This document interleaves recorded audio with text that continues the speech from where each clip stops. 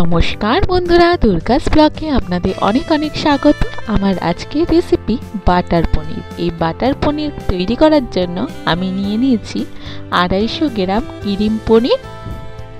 তাকে চৌকো চৌকো করে টুকরো করে নিয়েছি। এর মধ্যে দিয়ে দিলাম আমুলের টক দই, আমুলের যে প্যাকেট টক দই সেইগুলো দিয়ে দিয়েছি। গোলমরিচ দিয়ে দিলাম, গোলমরিচের গুঁড়ো অ্যাড করেছি, আর সামান্য নুন দিয়ে খুব ভালো করে এটাকে মাখিয়ে নিতে হবে। এমনভাবে মাখাবো যাতে এর মধ্যে কোনো দানা দানা না থাকে। দইয়ের যে একটা ছাড়া ছাড়া ভাব সেটা যেন ভালো করে মিক্সড হয়ে যায়, সেইভাবে আমাকে এটা মাখিয়ে নিতে হবে। চামচ দিয়ে মাখানোর থেকে হাত দিয়ে মাখালে এর কিন্তু মাখানোটাও সুন্দর হয় আর স্বাদও ভালো আসে।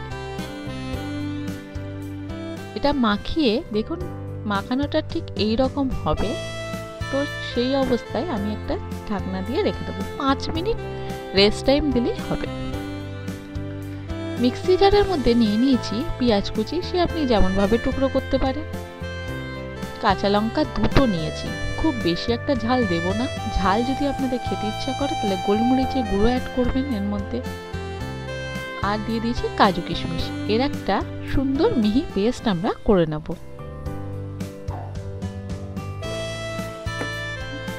দেখুন আমার পেস্টটা হয়ে গেছে আর খুব সুন্দর মিহি হয়েছে জিনিসটা। এই রকম মিহি পেস্ট করতে হবে। দিয়ে যেটা পনিরগুলো দই দিয়ে মাখিয়ে রেখেছিলাম তার মধ্যে এই পেস্টটাকে অ্যাড করে দিয়ে, আর এই মিক্সি জারের মধ্যে একটু লেগে আছে সেটাকে একটু জল দিয়ে, সামান্য জল দিয়েছি দেখুন, সামান্য জল দিয়ে ওটাকে ভালো করে মাখিয়ে নিতে হবে। জল কিন্তু আমরা আর একটুও দেব না। এতেই আমার পুরো রান্নাটা হবে।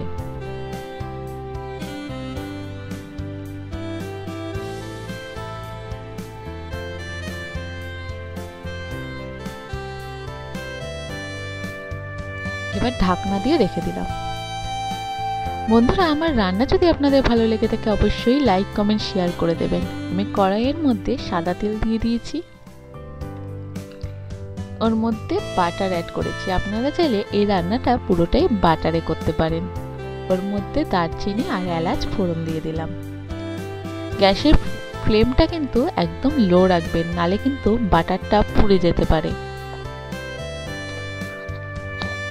এই রান্নাটা সম্পূর্ণই লো ফ্লেমে হবে। এবার যে মাখাটা আমি করে রেখেছিলাম সেটা দিয়ে দিলাম এর মধ্যে।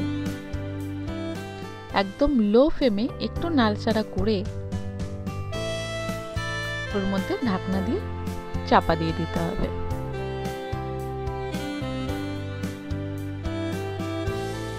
আমার রান্না যদি আপনাদের ভালো লেগে থাকে অবশ্যই সাবস্ক্রাইব করে দেবেন। আমি এর মধ্যে নুন আর চিনিটা অ্যাড করে দেবো, আর পাশে নোটিফিকেশন বেলটাও অন করে দেবেন।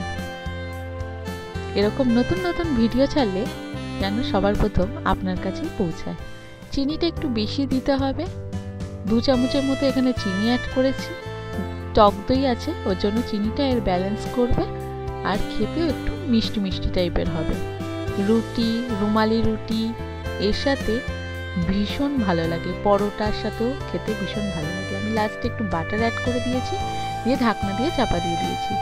আমার রেডি বাটার পনির।